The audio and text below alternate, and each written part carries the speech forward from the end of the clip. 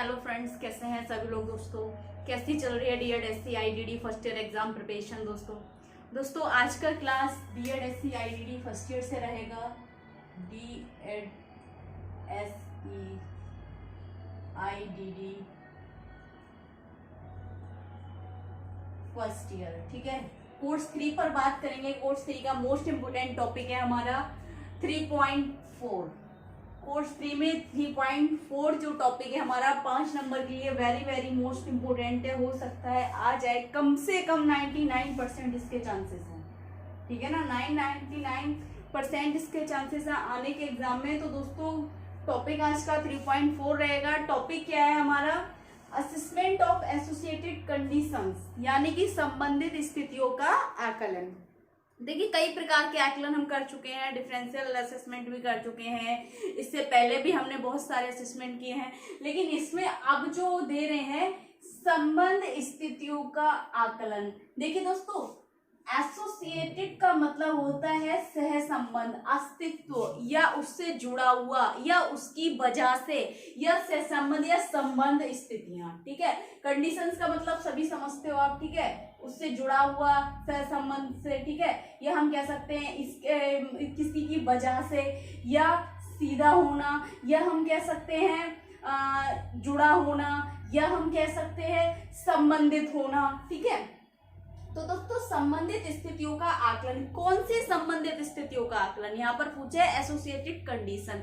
लेकिन यहाँ पर अगर हम बात करें कोर्स 3 में ऑटिज्म बच्चों की बात की गई है या डिसेबिलिटी की बात की गई है, तो यहाँ पर देखिए दोस्तों, विशेष आवश्यकता वाले बच्चों में अनेक संबंध स्थितियां पाई जाती हैं। अनेक संबंध स्थितियां मतलब बहुत सारे अनेक प्रकार की। जैसे कि टाइप्स ऑफ डिसेबिलिटी की बात करें, इंटेलेक्चुअल डिसेबल्ड बच्चों के साथ हमने एसोसिएटेड कंडीशन देखते हैं हम, ठीक है।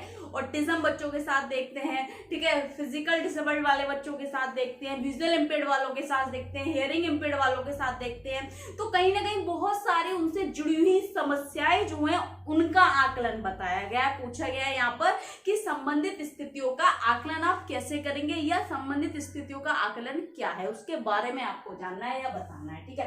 प्रश्न आपको इस तरीके से आएगा, किसी एक डिसेबिलिटी का उसमें दिया होगा। जैसे कि अगर हम बात करें हमारा कोर्स आईडी से है, तो हमारा टॉपिक जो आएगा या तो इंटेलेक्चुअल डिसेबिलिटी के बारे में पूछेगा या ऑटिज्म के बारे में पूछेगा। फिजिकल डिसेबिलिटी के बारे में भी पूछ सकता है, लेकिन चांसेस केवल ऑटिज्म वाले बच्चों का है और या फिर इंटेलेक्चुअल डिसेबल्ड वालों पर, ठीक है। तो आपका प्रश्न यह आएगा, बौद्धिक असक्षम या स्वलीनता वाले बच्चों की संबंधित स्थितियों का आकलन आप कैसे करेंगे, उसको समझाइए। संबंधित स्थितियों के आकलन की प्रक्रिया को समझाइए। 5 नंबर में आपसे ये प्रश्न पूछा जाएगा। तो विशेष आवश्यकता वाले बच्चों के साथ अनेक प्रकार की संबंधित स्थितियां पाई जाती हैं, सभी जानते हैं, ठीक है। वे एक विकलांगता के कारण कई संबंधित स्थितियों का सामना करते हैं, ठीक है। जैसे कि अगर हम बात करें कि कोई एक इंटेलेक्चुअल डिसेबल्ड ले लीजिए, ठीक है, बौद्धिक असक्षम जो बच्चा है वो मॉडरेट कंडीशन में ले लीजिए, माइल्ड छोड़िए, ठीक है, मॉडरेट कंडीशन का ले लीजिए चाहे सीवियर कंडीशन का ले लीजिए, कहीं ना कहीं हम देखेंगे उसमें क्या है, मानसिक विकलांगता के साथ साथ क्या होगा, संज्ञानात्मक विकलांगता या बौद्धिक विकलांगता के साथ साथ क्या होगा, भाषा की क्षति होगी उसके में, भाषा जैसी समस्या पाई जाएंगी, जिसके कारण संप्रेक्षण कौशल विकसित नहीं हो पाएगा, संप्रेक्षण कौशल उसका प्रभावित हो जाएगा, ठीक है। बहुत सारी चिकित्सीय समस्याएं हो गई उसके साथ, डाउन सिंड्रोम हो गया, या हम क्रेटिनिज्म बोल सकते हैं उसके साथ, ठीक है। डाउन सिंड्रोम आपको पता है क्या है, 1 एक्स्ट्रा क्रोमोसोम एक प्रॉब्लम है या समानता एब्नॉर्मलिटी है, वो है, ठीक है। क्रेटिनिज्म बौनापन आ गया उसमें, ठीक है। या हम कह सकते हैं हाइड्रोसेफेलिस हो गया, जलसीड्स जिसे कहते हैं वो हो गया उसके साथ साथ उसके कारण, या हम कह सकते हैं उसके साथ एपिलेप्सी भी आ सकती है। तो बहुत सारी एक डिसेबिलिटी होने के कारण उसमें क्या है, बहुत सारी एसोसिएटेड कंडीशन जुड़ जाती है बच्चे के साथ, ठीक है। ऐसे अगर ऑटिस्टिक बच्चे के साथ अगर हम देखें तो कहीं ना कहीं उसका कम्युनिकेशन गैप हो जाता है, कम्युनिकेशन प्रॉब्लम हो जाती है उसमें, ठीक है। अगर हम बात करें अटेंशन डेफिसिट होता है, कोई बच्चा बहुत ज्यादा हाइपर एक्टिव होता है, ठीक है। किसी बच्चे की उसमें क्या है, बिहेवियर प्रॉब्लम आ जाती है, बिहेवियर इश्यूज हमें देखने को मिलते हैं, कहीं ना कहीं उसमें लर्निंग जैसी समस्याएं देखने को मिलती है, यानी कि उनको क्या है, लर्निंग प्रॉब्लम हो जाती है, जिससे क्या है, लर्निंग डिसेबिलिटी से संबंधित कुछ समस्याएं हमें ऑटिज्म वाले बच्चों में देखने को मिलती है। तो इस प्रकार की अनेक प्रकार की हमें क्या है, एक विकलांगता विकलांगता के कारण कई विकलांगता या कई संबंधित स्थितियों का सामना करना पड़ता है विशेष आवश्यकता वाले बच्चों को, जो उनके विकास को प्रभावित करती है। यानी कि ये सभी संबंध स्थितियां क्या है, जो हमारा विशेष आवश्यकता वाला छात्र है या विकलांग छात्र है या व्यक्ति बच्चा है, उसको क्या है, ये सभी संबंध स्थितियां उसके विकास को प्रभावित करेंगी। जैसे कि मैंने आपको बताया, अगर कोई भाषा विकार है जिसके साथ, तो क्या होगा, उससे संप्रेक्षण कौशल विकसित होगा। ठीक है, उसका क्या एक विकास है, संप्रेक्षण का विकास है या भाषा विकास जो प्रभावित हो जाएगा, जिससे क्या होगा, वो कम्युनिकेशन नहीं कर पाएगा, बात नहीं कर पाएगा। ठीक है ना, एक उसके साथ साथ क्या होगा, सामाजिक कौशल उसका मतलब सामाजिक कौशल उसका प्रभावित हो जाएगा। ठीक है, संप्रेक्षण कौशल प्रभावित होने के साथ साथ उसका सामाजिक कौशल प्रभावित हो गया। जब सामाजिक कौशल प्रभावित हो गया तो उसका भावनात्मक कौशल भी प्रभावित हो जाता है। ठीक है, भावनात्मक विकास भी उसका प्रभावित हो जाएगा। ठीक है, उसके बाद कह रहे हैं ये स्थितियां लंबे समय तक बनी रहती हैं। यानी कि ये स्थितियां अगर हम कहें कि कम हो जाती हैं, खत्म हो जाती हैं, ये स्थितियां विकलांगता के साथ एक लंबे समय तक बनी रहती है। धीरे धीरे कम किया जा सकता है, सुधार हो सकता है, लेकिन खत्म या पूर्ण रूप से ठीक नहीं किया जा सकता। अक्सर ऑटिज्म से पीड़ित बच्चों में ऐसे संकेत या लक्षण होते हैं, यानी कि ज्यादातर ये हमें कंडीशंस किन बच्चों में देखने को मिलती हैं, ऑटिज्म वाले बच्चों में हमें ये कंडीशन ज्यादा देखने को मिलती है। अगर हम बात करें 70% ऑटिज्म वाले बच्चों में, 30% हमें इंटेलेक्चुअल डिसेबल्ड वाले बच्चों में देखने को मिलती है, जिन्हें केवल ऑटिज्म के द्वारा आसानी से समझा नहीं जा सकता। यानी कि वो कह रहे हैं, और जिन्हें क्या है, ऑटिज्म के द्वारा या ऑटिज्म का डायग्नोस या ऑटिज्म के निदान के द्वारा, यहाँ पर आ जाएगा ऑटिज्म के निदान के द्वारा आसानी से समझा नहीं जा सकता। ऑटिज्म के साथ अन्य चिकित्सीय और मानसिक स्थितियों का सह अस्तित्व में हो सकती है। यानी कि वो कह रहे हैं कि जिन्हें केवल ऑटिज्म के निदान यानी कि डायग्नोस कर दिया गया कि वह बच्चा क्या ऑटिस्टिक है, ऑटिज्म है, उससे आसानी से नहीं समझा जा सकता क्या है, ऑटिज्म के साथ साथ अन्य चिकित्सीय और मानसिक स्थितियों का सह अस्तित्व हो सकती है। यानी कि उसमें क्या है, हम किसी बच्चे को ये नहीं कह सकते ये केवल क्या है, ऑटिस्टिक बच्चा है, उसके साथ बहुत सारी सह अस्तित्व कहा गया है, सह संबंध स्थितियों को सह अस्तित्व में हो सकती है। क्या हो सकती है, उनकी मानसिक स्थितियां सह अस्तित्व में हो सकती है। ठीक है, कौन कौन सी स्थितियां जैसे कि बताया गया, एग्जांपल के लिए सबसे पहले कह रहे हैं सीखने में कठिनाई। ऑटिज्म वाले बच्चों में हमें सबसे पहले यह प्रॉब्लम देखने को मिलती है, सीखने में कठिनाई, यानी कि अधिगम अक्षमता से संबंधित लक्षण इसमें देखने को मिलते हैं, जिसमें बच्चे में क्या है, डिस्लेक्सिया जैसी प्रॉब्लम, ठीक है, पढ़ने जैसी संबंध, डिस्कैल्कुलिया यानी कि गणना संबंधी समस्या, गणित पढ़ने में समस्या, गणना करने में समस्या, ठीक है, डिस्ग्राफिया लिखने जैसी संबंधी समस्या हो गई, ठीक है, डिस्मोर्फिया हो गया, ठीक है, और अगर हम बात करें इसमें अफेजिया हो गया, भाषा संबंधी समस्या में देखने को मिलती है, किसमें, ऑटिस्टिक बच्चों में। तो कहीं ना कहीं क्या हुआ, ऑटिज्म के साथ साथ सीखने के संबंधित, तो उसमें जो सह संबंध स्थितियां किससे जुड़ रही है, अधिगम अक्षमता से संबंधित स्थितियां उसमें देखने को मिल रही हैं। दूसरा कह रहे हैं मिर्गी, एपिलेप्सी जैसी कंडीशन। मैंने 4 साल एक बच्चे के साथ काम किया था देहरादून में, उस बच्चे के साथ जितनी ये मैंने कंडीशन आपको लिखी है ना, ये मेरा प्रैक्टिकल बता रहा है कि ये सारी समस्याएं उस बच्चे के साथ थी। 4 साल मैंने उस बच्चे के साथ कार्य किया था। एपिलेप्सी जैसी संबंधी समस्या, जिसमें क्या है, दौरे पड़ना, कभी भी किसी भी समय उसके साथ दौरे पड़ जाते थे, ठीक है, गिर जाता था अगर वो खड़ा होता था, यहाँ तक कि अगर वो टेबल टॉप एक्टिविटी मेरे साथ करता था उस टाइम वो गिर जाता, उसको दौरे आने लगते थे, ठीक है, जब तक वो सामान्य स्थिति में नहीं आता था वह अपने आप को भूल जाता था। तीसरा है भाषा और भाषण और भाषा की समस्या, यानी कि कह रहे हैं स्पीच एंड लैंग्वेज डिसऑर्डर या लैंग्वेज प्रॉब्लम, ठीक है, भाषा या भाषा संबंधी समस्या, जिसमें क्या है, बाक और भाषा की समस्या, स्पीच से संबंधित समस्याएं देखने को मिलती हैं। चौथा कह रहे हैं ध्यान की कमी, अति सक्रियता, यानी कि ध्यान की कमी हो गया या अटेंशन डेफिसिट, अति सक्रिय हाइपर एक्टिव विकार हो गया डिसऑर्डर, यानी कि आ गया हमारा ADHD, ठीक है, ADHD जैसी संबंधी समस्या में देखने को मिलती है। 5वां कह रहे हैं विकासात्मक समन्वय विकार, यानी कि डेवलपमेंटल कोऑर्डिनेशन डिसऑर्डर, इसकी एक शॉर्ट फॉर्म भी है, ध्यान रखना इस पेपर से संबंधित है, डेवलपमेंटल कोऑर्डिनेशन डिसऑर्डर, DCD, ठीक।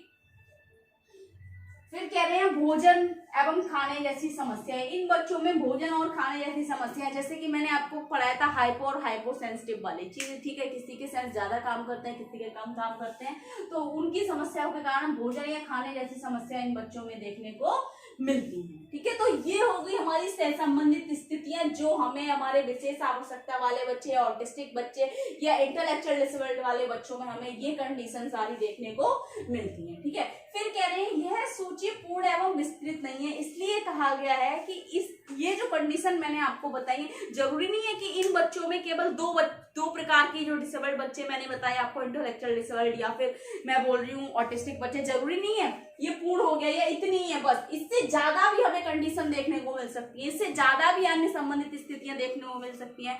अगर हम बात करें हेयरिंग इम्पेयर्ड वाले बच्चे के साथ, जिसका केवल कान क्षति होता है, उसके साथ साथ क्या होता है, उसकी आवाज नहीं आती, साउंड नहीं होता, वो बोल नहीं पाता, उसके कारण क्या हुआ, उसकी बात और भाषा भी चली गई। ठीक है, स्पीचलेस हो गया, डेफ एंड डम हो गया वो। ठीक है ना, तो कहीं ना कहीं किसी एक अक्षमता के कारण अन्य संबंधित अक्षमताएं आ जाती हैं उसमें। ठीक है, इस तरीके से। ठीक, फिर कह रहे हैं हम संक्षेप में कुछ सबसे सामान्य स्थितियों और कठिनाई को समझ सकते हैं। यानी कि क्या कहा जा रहा है कि ये जो सारणी हमने बनाई थी, लिस्ट जो बनाई, सूची, कि इन्हें क्या है, पूर्ण नहीं कह सकते, हम विस्तृत नहीं कह सकते, लेकिन एग्जाम्पल के तौर पे हम संक्षेप में कुछ सामान्य स्थितियों को और कठिनाइयों को समझ सकते हैं। ठीक है, जिनका निदान ऑटिज्म से पीड़ित बच्चों में किया जा सकता है। यानी कि इनका डायग्नोस हम कैसे कर सकते हैं, इनका डायग्नोस ऑटिस्टिक बच्चे के साथ साथ किया जा सकता है। जब एक ऑटिज्म बच्चे का असेसमेंट टेस्ट होता है या कोई टेस्ट चल रहा है, कोई परीक्षा चल रहा है, स्क्रीनिंग चल रहा है या डायग्नोस चल रहा है उसका, तो कहीं ना कहीं ये कंडीशंस हमारे सामने आ जाती है। तो कहा जा रहा है कि जिनका निदान ऑटिज्म से पीड़ित बच्चे में भी किया जा सकता है। ठीक है, इस आकलन को एक सामान्य मूल्यांकन के रूप में किया जाना चाहिए। यानी कि कह रहे हैं सहसंबंध स्थितियों का आकलन क्या है, एक मूल्यांकन के रूप में किया जाना चाहिए। मूल्यांकन का मतलब ये नहीं होता है जांचना, मूल्यांकन का मतलब होता है कि उसमें क्या है, कैसे है, क्या नहीं है और क्यों नहीं है या क्या हो सकता है। ठीक है, तो कह रहे हैं मूल्यांकन के रूप में किया जाना चाहिए, जिसमें निम्नलिखित क्षेत्रों को शामिल किया जाना चाहिए। यानी कि इस आकलन में निम्नलिखित क्षेत्र होना चाहिए, जैसे कहा जा रहा है बच्चों का विकासात्मक इतिहास, यानी कि बच्चे से संबंधित जितनी भी उसकी डेवलपमेंटल हिस्ट्री है वो सभी होनी चाहिए। यानी कि बच्चे के जन्म से लेकर यहाँ तक कि जब बच्चा गर्भ में था मां के, तब से लेकर उसके जन्म तक, जन्म के बाद तक और उसके वर्तमान स्थिति तक, वर्तमान समय तक, वर्तमान वातावरण, पर्यावरण सबसे संबंधित, उसकी फैमिली से संबंधित मेडिकल हिस्ट्री, सारी हिस्ट्री उसमें होनी चाहिए। ठीक है, विकास से संबंधित हो गया, उसमें जितने भी उसके विकास हैं उन सभी माइलस्टोन से लेकर सारे डेवलपमेंटल हिस्ट्री उसमें होनी चाहिए। कह रहे हैं संरचित और अर्धसंरचित, इनका मतलब हो गया जब बच्चा किसी कार्य को कर रहा है या सीख रहा है या किसी भी गतिविधि को कर रहा है या कोई भी परफॉर्मेंस को कर रहा है, उस टाइम बच्चे का अवलोकन होना चाहिए और अवलोकन की जितनी भी उसका रिपोर्ट है वो उसमें होनी चाहिए।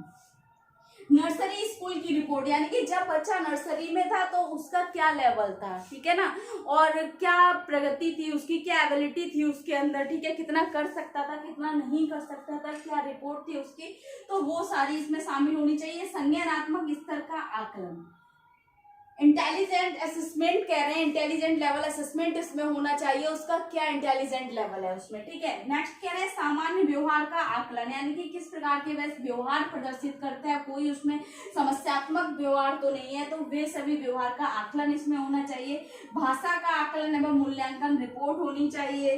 नेक्स्ट कह रहे हैं ऑडियोलॉजी और दृश्य परीक्षण होना चाहिए, शारीरिक जांच और क्रोमोसोमल स्क्रीनिंग होनी चाहिए। ये सभी चीजें इस आकलन में शामिल होनी चाहिए, तब हम इस आकलन को एक पूर्ण आकलन कह सकते हैं। तो ये टॉपिक आपका दोस्तों 5 नंबर के लिए वेरी वेरी मोस्ट इंपोर्टेंट था, मैंने आपको बताया। जैसे कि अब ये मत बोलना है, क्योंकि लास्ट से लास्ट क्लास जो की थी उसमें मुझे कमेंट आया था कि मैम आप जो इतना थोड़ा सा लिखवाती हैं, क्या ये हम 5 नंबर या 10 नंबर के लिए इतना रिलेवेंट होगा। तो भाई मैं आपको केवल क्या है, एक आपका कॉन्सेप्ट क्लियर हो रहा है किसी टॉपिक में क्या है, क्या पूछा गया है, एक्सप्लेन तो आपने करना है। कोई 250 शब्दों का मैं आपको इस व्हाइट बोर्ड पर नहीं लिखा सकती, 250 शब्द इस बोर्ड पर नहीं आएंगे, ठीक है ना। तो मैं केवल आपका एक कॉन्सेप्ट क्लियर करती हूँ किसी टाइटल या टॉपिक को लेकर, और एक्सप्लेन आपको खुद करना है। ठीक है, अब आपको समझ आ गया।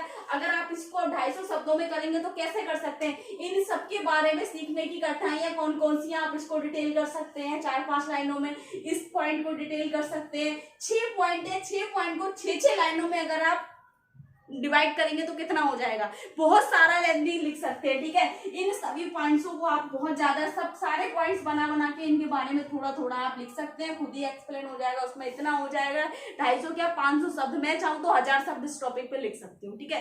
तो आपको खुद करना है इसको किस तरीके से आप एक्सप्लेन करेंगे, बाकी मैंने आपको समझा दिया है। इसके अलावा भी अगर आपको कुछ समझ नहीं आ रहा है, कुछ डाउट लग रहा है, कुछ पूछना है तो कमेंट बॉक्स में जाके कमेंट करें, ज्यादा से ज्यादा वीडियो लाइक करें, चैनल को सब्सक्राइब करें, बेल आइकन को प्रेस करें ताकि नेक्स्ट आने वाली क्लास आप तक पहुंचती रहे। दोस्तों थैंक यू सो मच।